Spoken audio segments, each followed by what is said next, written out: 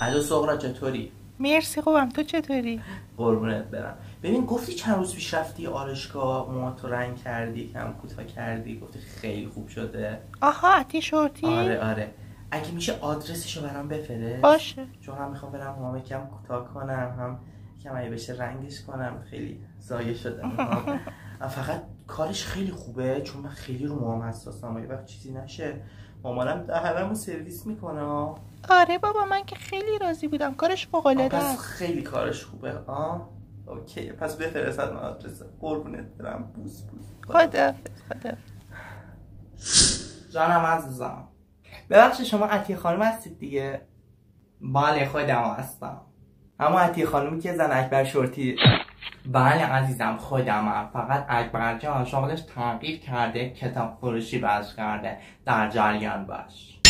آها اوکی.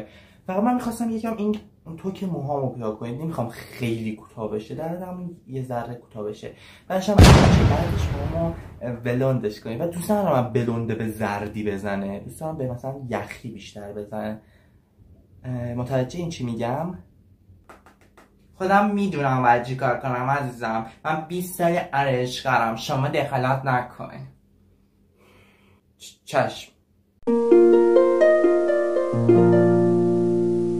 خب عزیزم چشمت باز کن، خودتو نگاه کن، مثل ماه شدی. واقعا باز کنم چشمو؟ بابا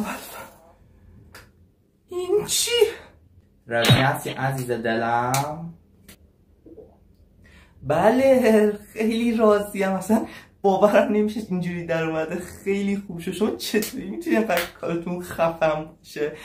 من حتما شما رو به همه معرفی میکنم پیش شما ماشین رو خوشگل کنم. خیلی دوست دارم عزیزم، اصلا باورم نمیشه، هنوز میبینی صدا میلرزه.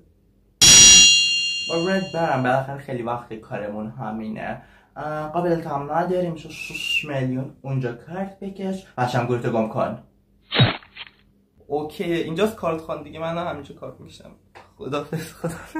سغرا لعنت بهت بیاد، مگه نگفتی کارش خوبه؟ این که رید تو موهام، الان من چه گویی بخورم؟ شوخی میکنی؟ آخه خیلی کارش خوبه، من که از مامان راضیم. چطوری میتونی بگی کارش خوبه؟ لطفا گشادی رو بذار کنار، از اون موهای شخمیتی عکس برای من بفرست ببینم چه خبره.